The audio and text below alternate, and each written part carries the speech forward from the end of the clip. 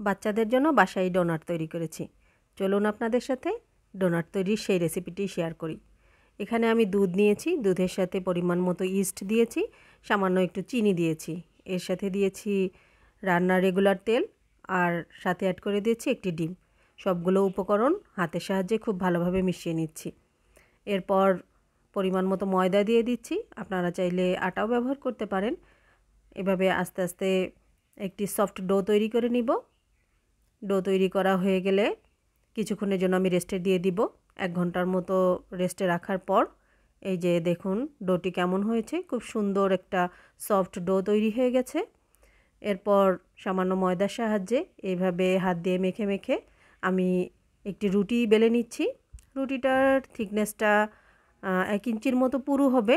তারপর আমি এরকম একটি কাচের গ্লাসের সাহায্যে গোল গোল করে ডোনাটের শেপ তৈরি করে নিচ্ছি। আপনারা চাইলে কুকি কাটার থেকে শুরু করে যে কোনো বয়মের মুখ বা যে কোনো কিছুই ব্যবহার করে এভাবে গোল গোল করে কেটে নিতে পারেন। দেখেন আমি কিভাবে শেপগুলো তৈরি করেছি, খুবই সহজ। আর এখানে আমি একটু তিল দিয়ে দিব, সাদা তিল। সামান্য পানি লাগিয়ে নিচ্ছি। আপনারা চাইলে ডিমও ব্রাশ করে নিতে পারেন। এই যে তিলগুলো লাগানোর পর দেখুন কেমন হয়েছে। সবগুলো আমি একে একে তৈরি করে নিয়েছি। এরপর চুলার মধ্যে তেল বসিয়ে দিব। তেল গরম হয়ে আসলে আস্তে আস্তে করে ডোনাটগুলো ছেড়ে দিব। মিডিয়াম আঁচে খুব সুন্দর করে ভেজে নিব। আর এটি বানাতে কিন্তু খুব বেশি ঝামেলাও নয়, খুব সহজেই হয়ে যায়। ব্রাউন কালার হয়ে আসলেই উঠিয়ে নিতে হবে। এই যে দেখুন তৈরি হয়ে গেছে ডোনাট।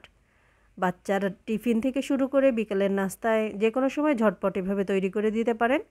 এই যে আমি একটি ভেঙে দেখিয়ে দিচ্ছি কতটা সফট এবং সুন্দর হয়েছে। আমার আজকের রেসিপি এই পর্যন্তই। সবাই ভালো থাকবেন, সুস্থ থাকবেন। আল্লাহ হাফেজ।